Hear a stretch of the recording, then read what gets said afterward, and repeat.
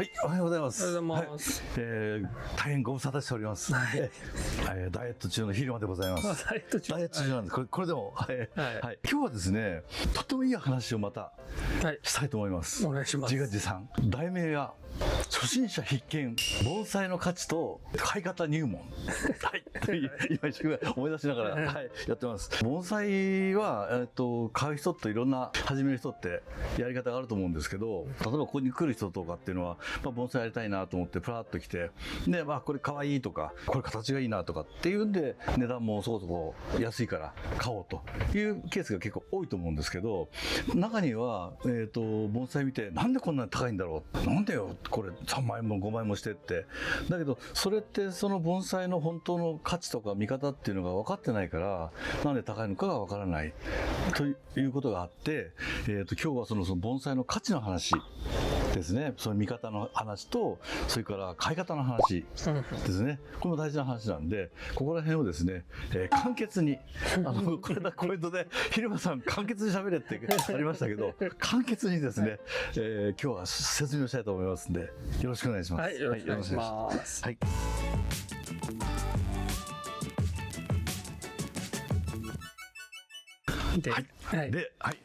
まず盆栽の価値の話ですね。で、価値は、盆栽の、見方っていうところが入ってくるんですけど、見方っていう話をしちゃうと、基本的には盆栽は正面がありますよ、流れもありますよっていう話になっちゃうんですけど、はい、これは過去にも、私も、かっちゃんも多分喋ってるんで、これ話すると30分ぐらいかかっちゃうんで、これは置いといて、盆栽の見方っていうのは、これ結構大事です。はい、樹形がいろいろあるので、基本的に一番多い模様木ですね。はい。はい、これをイメージしていただいて、例外っていうのは盆栽いっぱいあるんで、模様木を例に、説明をしていきたいと思います。まず、真面目なお話を。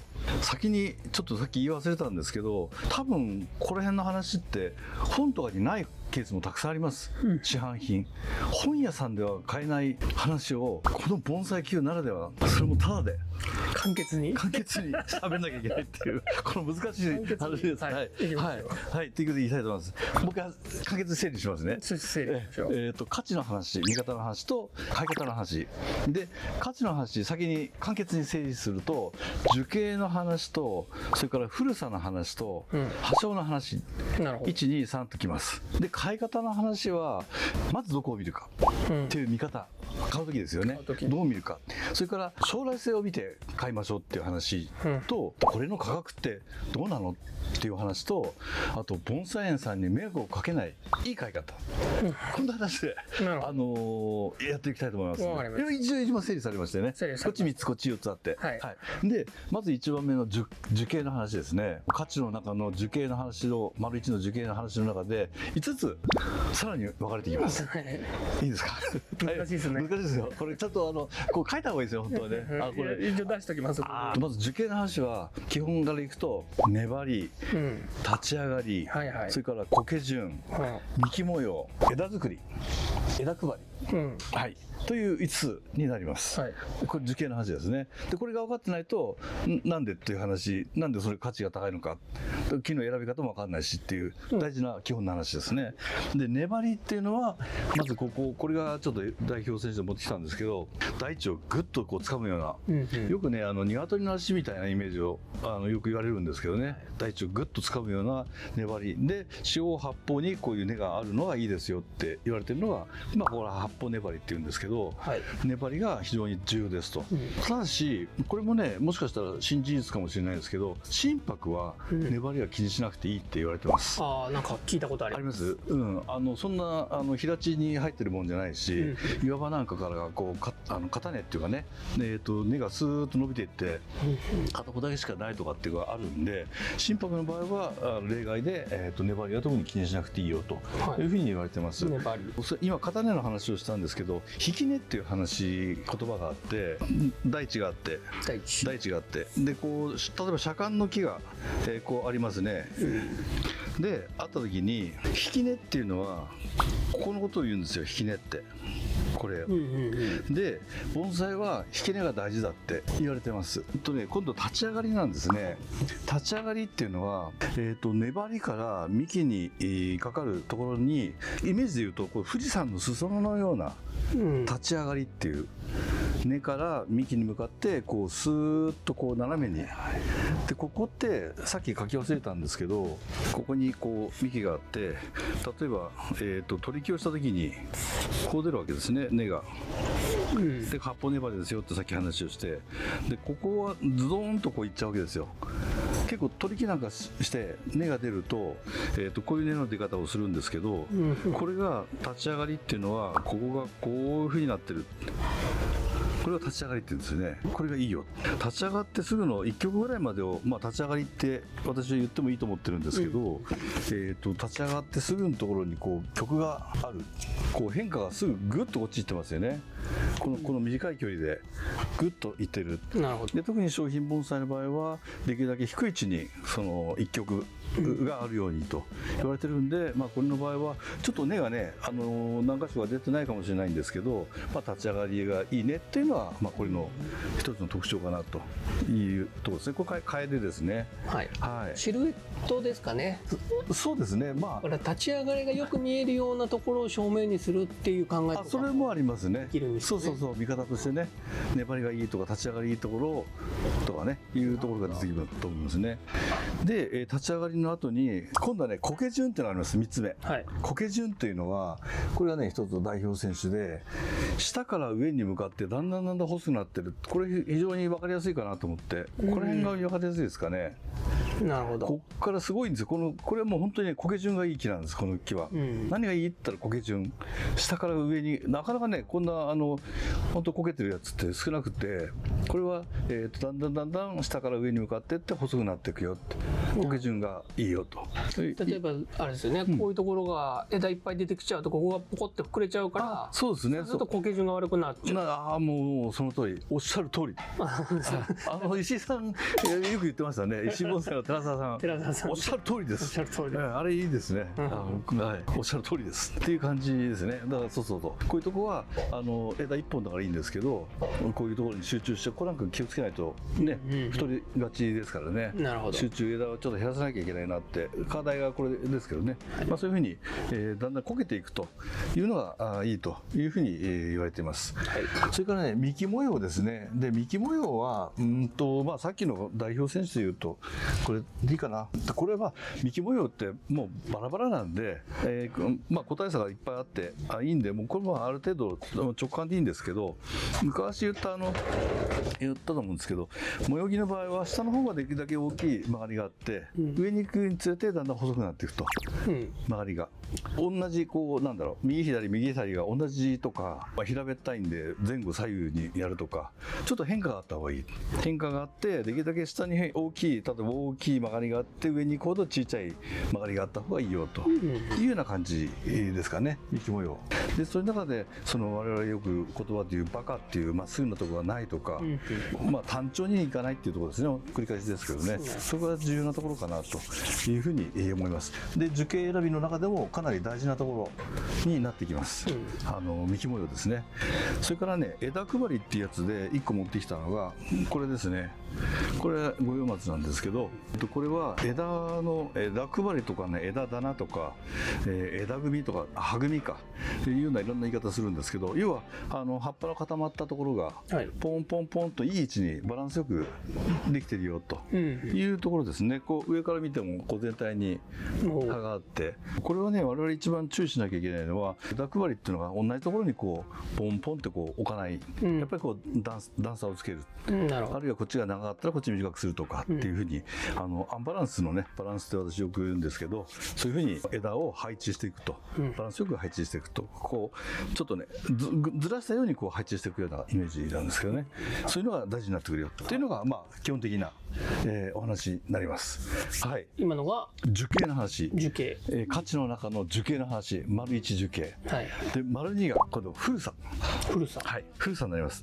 古さはかなりこれも大事で、例えば同じ木で、これはねぜひ言いたかったのは、例えば1万円の木と3万円の木、同じ形をした同じ樹脂のもので、若い木と古い木で1万円の木と3万円の木がありますと言った時に、知らない人はなんでこれ3万円なのって言うんですけど、そこって2万円の差がある、2万円の差って日当で言えば1日分じゃないですか。大体ね20日で2万円で20日働いて、で税金引かれて手取り30万円とか一般的なサラリーマンとしてということでとしましょう、2万円と。そうするとそれってたった1日の人件費だよと、それが1万円の木が3万円の木になるのにどれだけの年数が必要なんだ。なるほど。例えばそれが10年目の木と30年目の木だった時20年の差がある、20年で2万円で365日をかけたらいくらだって。そうですね、1億4600万円なんですよ。もう計算してた。計算こう言うために計算してそれを2万円の差だっていうことですよね。で我々ね時代をお金で買うって言い方するんですけど、それをそんだけ古くなるのに20年待つ育てるっていうことを考えたら3万円の木買った方が安いんじゃないのって。なるほど。ってことを一つ言いたい、でそれはだからその価値の値段の古さっていう価値とそれから値段の、価格のね違いというところを言いたかった。若い木って例えばこれは千住姫、高松の方の、幹がこれとかこれなんか分かりやすいんですけどツルツルなんですよね。これ赤松かわいいですよね。でツルツルですよね。まだね多分10年ちょっと10年いってるかな。そうですね、10年、ツルツルですよね。でそろそろ幹っていうか肌がね荒れてき始める頃になります、で同じ黒松でもこれはね、同じ黒松でも私の数少ない持ってる、これは神道さんから譲り受けた大事にしてる、神道さんぐらい大事にしてる黒松。そういうので完結じゃなくなって完結じゃなくなる。そういうこと言うからねそういうこと言うからあれですよね。神道さんぐらい大事に可愛がってる木なんですけど、古い木ですよね、でさっきの赤松のツルツルって言ったのに対してもうちょっと樹形も違うんですけど、これはね私が多分一番長く持ってる、もう30年近く持ってる木で、だから相当立ってると思います、この木は、というふうに、肌が荒れてくるってことですよね、このバリバリ感ですね。ということはそれだけお値段も高くなりますよということですよね。なるほど。で松は肌が荒れるから分かりやすいですけど、そうですね、臓器もあります。で臓器は欅なんかもまだこれツルツルですけど、だんだんこうバリバリひび割れてきます。あんまりねひび割れた欅もどうかなっていうのがあるんですけど、で楓も古くなりますし、臓器でいうと今臓器の話になりますけど、楓もねやっぱり古さって幹に出てきます。で一番分かりやすいのはもみじ、こっちですね。もみじは、緑色のとこないですかね。枝の先端ってまだ緑色だったりするんですよね。ここら辺の軸とかここら辺の、これがね緑色で、これもともと緑色なんですよ、もみじって。で緑色なんですけど古くなってくるとこういう、白くなってくると。だからこれが古さが、これが緑色だったらねやっぱり安い木になっちゃうんですけど、こういうのが価値につながるよと。じゃあ臓器も肌を見て、そうですね、古さをなりますね。大きさは関係ないですね。じゃあ大きさじゃなくて、だからこんなちっちゃいのになんでこんな高いのってなるわけですね。ということだから、これだったら私申し訳ない3万円って言っても売れないですね。3万じゃちょっとって。だってこんなちっちゃいのにって話ですよね。こんなちっちゃいのになんでこんなちっちゃいのにってなるんですけど、という。あと希少性とかもありますね。赤松のこんなちっちゃくて古い木、確かにそうですねっていうのもね。そうですね、これだけそうですね、樹形としてもそうですけど、そうするとまた一つ増えちゃう希少性ね。希少性もね。古さが重要ですよって話ですね。で3つ目、葉章ですね。で葉章はねこれも引っ張ってきました、棚から。おそらくこれね一緒に買ってるんだと思うんですけど、全然違う、同じような。で幹模様はどっちも面白い、ちょっとこっちの方がちっちゃく、こっちかな、作れるし、これはこれで足元結構曲がってるしね、幹模様はあるんですけど、葉章が全然違いますよね。多分これ出どこ一緒だと思うんですよ。同じ鉢に割ってて同じような形で作ってて、だけどこれだけ葉章が違いますよっていうことは、買うときはこちらを選んだ方がいいかなって。これはだから五葉松の場合は葉が短くて、短いのがいいですね。短くてまっすぐ。そうです。五葉松は特に葉章って言われていて、短くてピンというやつですね。これなんか葉章非常にいいですね、こういう木が。で発症がね後になって曲がってたりなんかするとねもうそれが、ある程度締まるんですけどね、育てていくと、持ち込んで発症が短くなるんですけど、御用の場合は樹形が良かったりなんかするんだけど、樹形っていうのは幹も形がいいんだけど発症がやっぱり気になくてずーっと残ってる。私も1個あるんですけど、記念樹なんで売れないんですけどね、発症があまり良くない木があってっていうのがあると、もう後々ずっとそれが、心に残るというか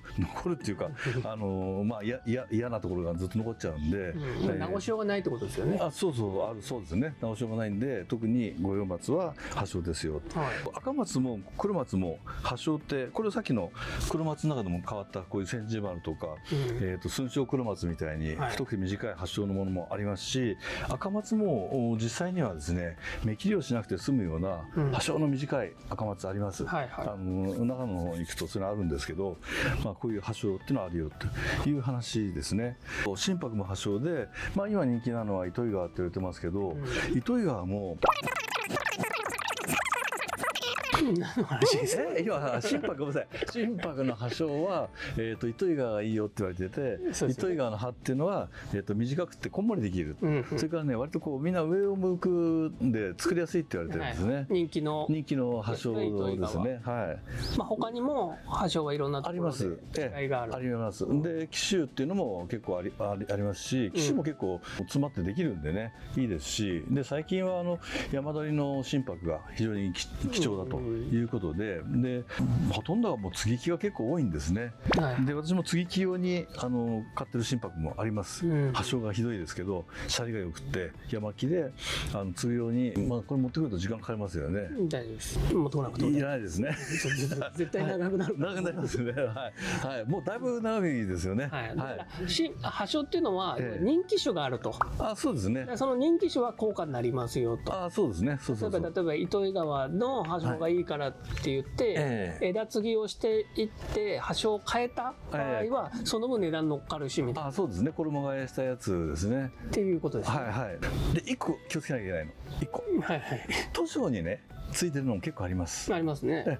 あれは図書のシャリ絵のすごくいいところを生かすために糸魚川の心拍を継ぐと、こういうのもあります。だいぶ長くなりましたけど、もう相当カットしました。結構カットしますよ。カットしますね。そうですね。でこれがとりあえず樹形の話が終わりましたと。ということで、次に貝型。もう一個だけ。発症が短くてピンとしたのがいいよって言いましたけど、臓器もちっちゃい方がいいです。葉っぱが。特に商品やるやつは葉っぱが小さい方が見栄えがいいですし、小枝もできやすいって言われてますんで、臓器を買うときは発症はできるだけ小さい方、コバって言い方しますけどね、小さい葉っぱでコバ。もみじなんかねいっぱい種類ありますからね。これはね種類がいっぱいあるからなんだかわからないですけど、でもその人気の種はやっぱ高いよ。高いっていうことですね。そうですね。獅子頭とか。あと雪姫とかね。姫とかね。姫とか。茜とかね、いろいろありますよね。いろいろあります。人気のやつがあるんで、こう切り込みの深いやつがね。特にもみじ五葉松が多いかな。そうですね。あと心拍か。心拍ですね。とかはね、発症は結構気にされる方多い。そうですね。ということですね。だからあと欅もこれコバの方がコバの立ち症というようなものがやっぱり細かくできます、上に持ち上がってできますよっていうんで、欅なんかもちょっと気にした方がいいかもしれない。葉の色もありますよね、欅はね。そうですね。あります。秋のね紅葉の仕方が黄色く紅葉するのと赤く紅葉するのがあるんで、いろいろあると。そうですね。でも好みですね。そうですね。好みですね。っていうこと思います。織姫とかね。今もういいか終わんなくなるからね。次行きましょう。ということで、これは盆栽の価値の話ですね。で次に今度買い方の話。買い方も4つありますよって話ですね。で一番最初にまずどこを見るかっていう話ですね。でこれ私のパターンですよ。盆栽パッと見た時に何を見るかっていうと、あんまりね最初から細かいとこ見ない。やっぱり全体像をパッと見るんですね。で一瞬で見て、だから多分ね幹模様とかっていうのはまず目に入ってくる。でこれはね私もまだまだ修行中ですけど、ぐっと感じ取るものがあるんですよ。見た瞬間にグッと入ってくるもう瞬間なんですよこれ。インスピレーション。インスピレーションで、だからこれはもうインスピレーションで全体を見るっていうのがまず第一ですね。でまず全体をパッと見て、で、何かを受けると。でこれ蜂の話したかったんですけど、蜂また長くなるんでちょっとやめますけど、いうのが一つで、次に今度だんだん細かいところに入ってくるんですね。そうすると次にこの例えば葉鞘とかですね、幹肌とか、それから粘りだとかって、例えばこういう木もパッと見た時に一瞬だからもしかしたら葉鞘も目に入ったかもしれないですけど、まず幹模様がすごい太い木だねって、で苔順もいいね、でその中で今度葉鞘もいいじゃない、でまあ粘りもいいかもねとかっていうふうにだんだん細かいことを見ていって、幹肌も結構荒れてるじゃないっていうふうにだんだん細かいところを見ていって、自分なりにこれぐらいの木だったらこれぐらいするかなとか、そういうようなことを少し考えていくと、あとはね次にもっとさらに次に行くと、大体ね 100% 完璧な木なんてないんで、ここはちょっと良くないなとか、ぐるぐる見回してここは気になるなとかっていうところ出てきます。でその時に今度は自分が作れるかどうか、直せるかどうか、こういう考え方をします。全体をまず見て、それから細かいところを見ていって、で最後に自分がどう作っていこうかイメージしてですね、こういう樹形にしよう、でそのためにはこの枝をこっちに持ってこれる、この太さで持ってこれるかなとか、正面がどこがいいかなとかっていう形でずっと細かいところを見ていって、木を作っていくところをこうイメージしていくというふうにこう段階的にやっているといいと思います。で次に、安くても将来性のある木を買いましょうって、これ非常に難しくて、前もちょっと言ったかもしれないんですけど、例えばここもありますけど、心拍だとか五葉松とかっていうのは例えば3500円の木がダーッといっぱいあったとしたら、その中にやっぱりね将来性のある木とそうでない木って実際にはあったりするんですね。なるほど。それをちょっと教えるのもなかなか難しいし、業者の人に怒られちゃうんで、自分で好きな木を選んでくださいとしか言いようがないんですけど、今は安くても将来良くなる木、よく言う欅のね、今は2000円の細い木ですよ、だけどもう綺麗にねやっぱり枝分かれができてるような、もう素質のある木ってやっぱあるんです、欅の中でも。だからそういう木っていうのはもうすぐ5000円の木とか抜いちゃいますから、やっぱりそういう将来良くなる木、これを選ぶと。で分かんなかったらもう盆栽園の方とか一緒に行ったベテランの方とかに聞いて買うのがいいと思います、ね、自信がなければ、信頼を受ける人と一緒に行くといいかもしれないですね。で私なんか当然来た時は私は教えちゃいます、これがいいよって。せっかく来てくれてるので私はいい木を勧めますし、当然は比較的良心的、比較的良心じゃないすごく良心的なんで聞くとね、カンちゃんもこれ勧めてたって言うと、カンちゃんちゃんといい木勧めてるなって私結構思う時あるんですよ。悪い木勧めたくないじゃないですか結構。そういうこと言っちゃいけないかいろいろ難しいですけど、そう将来良くなる木を買ってくださいと。これが難しいところ。難しいところこれもねまだおいおい盆栽級で紹介していきましょうか。ということで将来良くなる木ですね。でもう一つはね、その価格、まずね値段、木を見た時にどうかなって見るじゃないですか。その時に値段がこれパッと、これなんか1万5000円の口ですよね。値段が目に入っちゃったらもうしょうがない、それで木と値札で値段がどうかな、例えば3500円だったら安いなとかで、一番良くないのは安いから買っちゃおうって、この木安いね、3500円だって、安くてここはね気になるんだけど3500円だから買っちゃおうかなって、安いからって、それはねあと時間経っちゃうと値段のことってもう忘れちゃうんですよ。で嫌な部分だけが残るんです。ここ嫌だなここ嫌だなって、そこだけがもう残って、でどうしてももう手放したくなっちゃう、だけど一般の方はなかなか売れないんで困っちゃったなっていうパターンが多いです。安物買いの銭打ち合い、という言葉ですよね。だからいいなと、まずいい木を探す。でいい木だと思った時に、自分がこの木がいいなと思った時、これ私の一つのやり方で、自分で値段いくらだろうかな、そう決めるんです。この木って2万円かな、3万円かな、で結構当時円であって、もう高橋さんにこれいくらって入ってきたばっかりで分かんないんですよって、で自分なりにじゃあ1万じゃ安いし1万5000円ぐらいかなって、1万2、3000円かなとかって、そうすると案の定ぴったりその値段だということがあって、そうすると、自分がそれで買えるか買えないかって判断がつく、なので自分で一つ自分なりのこれならいくら出してもいいな、いくらだろうなっていうのを決めておくっていうのがいいです。でそれからお店の人に聞いて、なるほど。いくらだったら安いじゃないかっていう買い方ですよね。でもう一つね、先ほど言ったようにこう何年もかかってるわけですよ、この盆栽って一つ一つ。だから高いってものはないです、正直言うと。分かんないですよ。これだって分かんないですよ。これ分かんないですよ。これだって例えばじゃあ1万円としましょう。1万円としましょう。だけどこれって何年かかってんのって、ここまで若い時に曲をつけて、でこれだけの太って、でどうだろう、10年ぐらいは経ってんのかな。だけどそれを1万円で買うっていうその盆栽の安さですよね。だから基本的にはもう失敗ないと。お小遣いで遊べる範囲だから、それが5000円でも1万円でもね遊べる範囲なんで失敗ないという基本のもとに、それがもうちょっと背伸びをしてちょっと高くなっていった時に、先ほど言った自分の値段を相場を決めてみて、で自分なりに安いか高いかを判断すると。でちょっとね、そうって4つ目、最後、これね結構大事な、今度なかなか言えない話ですけど、盆栽を買う時に一番いいお客さんってやっぱり高いものをパッと来てパッと買っていくって、だけどなかなかそんなお客さん入れなくて、やっぱ悩むわけですよ。特に始めたばかりの人はこの木欲しいんだけど、でこれもおかげさまで私が動画で紹介したんで、この動画を見て同じようなやつ韓国産の車って欲しいなって言って何名もいらっしゃいます。で悩むんですやっぱり、いっぱいあるから、でどれも面白いしの時にやっぱり助言をしてあげるんですね。でそうするとなるほど、そういうことだったらじゃあ買いましょうかってなるんですけど、それがないともう何時間も待ってたり見てたりする人いるんですよ。悩んじゃって、どこがいいかわからないからやっぱ悩んでるわけですよ、その人は。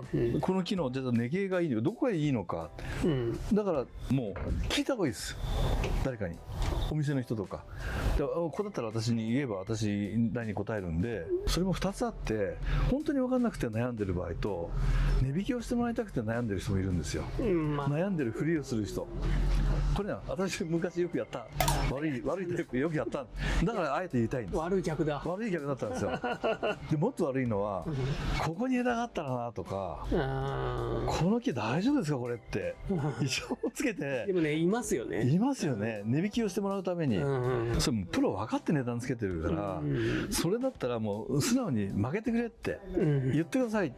そのために時間をかけてるんだったらもういくらって。でね、中にはねやっぱりね、負けないと買えない人っているんですよ。だって1万円で売ってたら、1万5000円で売ってたら誰でも1万5000円で買えちゃうじゃないですか。俺だから買えっていうのは1万3000円だから俺買ったんだ、買えたんだみたいな、言いたいっていうところがあって、で盆栽園の人は、いろんなこれもう裏話になっちゃいますけど、やっぱり入手っていろいろあって、で非常に安く仕入れた場合、負けられます。それから、高く買って、でどうしてもだけど相場がやっぱりこれぐらいだから値段が下げられないっていう場合もあるんですよ。ごめんなさい、何を言いたいかちょっと分からなかった。全然分からない。どう使えばいいか考えてましたよ、僕は。だから言いたいのは、負けてほしかったらもう素直に言いなさい。そうですね。分かんなかったら素直に聞いてくださいって、その方が盆栽の人はありがたいです。カンちゃんにもね、よくお客さんに言うときに、だったら2つだったら負けてもいいとかって聞くんですよね。これ買い方も一つです。私もじゃあカンちゃん2つ買うから3つ買うから負けてよって。だけどなんとなくそれで多分それでも商売って回転するし、利益っていう意味じゃ増えるわけじゃないですか、値段を下げてもね。だからそれは素直にもう言った方がいい、ということで、極力いいお客さんになりましょう。私みたいにもう木をねあまり文句言って値下げするとか、そういうのはやめましょうって。若い頃ですよね。若い頃で、それで値下げをすると、値下げしてって毎回言ってると、今度高く言われる時あるんですよ。あれ高くないですかって言う時あるんで、それまた面倒くさいんですよ。また値下げしなきゃいけないかみたいな。だから気持ちよく買い物しましょうと。気持ちよくやっぱり買い物した方がやっぱり買う方も盆栽屋さんもお互い良くなるんで、ということで、ということで、これ4つ目最後ですね。ということで、整理されてましたかね。ちょっと簡潔にすごいですよ。1時間喋りましたからね。初心者向けじゃないなと。これね、いやこれ本当に中級者ぐらいですよ。中級者ぐらいかもしれないですね。話の内容かなりね、簡潔に今日はまとめてみましたので。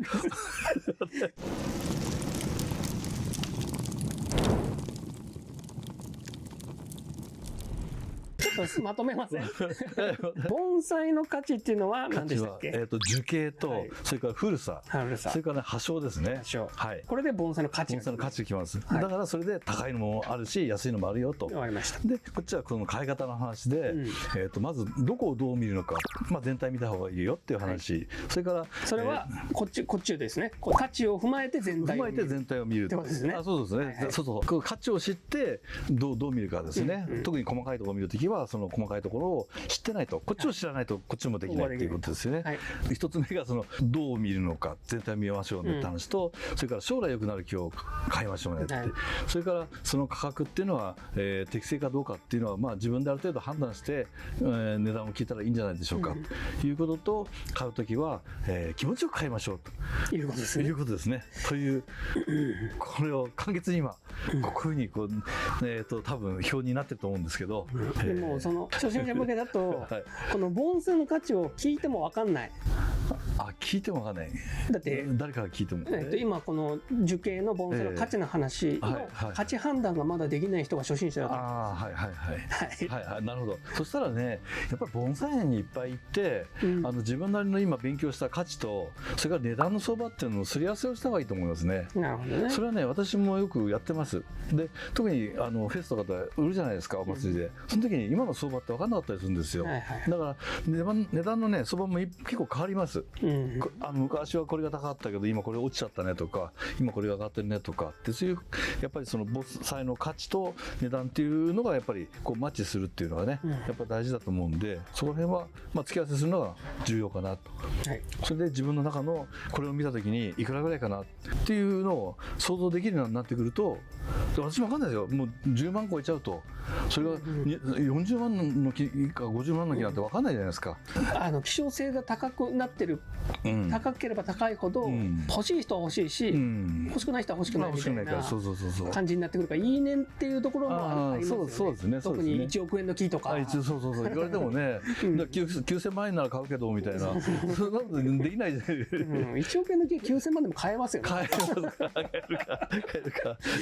安いと思うから。値引きしてくれると思いますよ、1億円の木を。そうですよね。そんな話なんで、まあということで、その価値と買い方ですね。これだから見方と価値と買い方かな、どっちかですね。この辺のこのバランスっていうのをよく勉強してやっていけると、ますます盆栽が楽しくなってくると、そうですね、いうことだと思いますんで、こんなところでいかがでしょうか。これがこの無償で見れる盆栽球は素晴らしい。どんどんチャンネル登録をして、いいねをしてもらいたいって。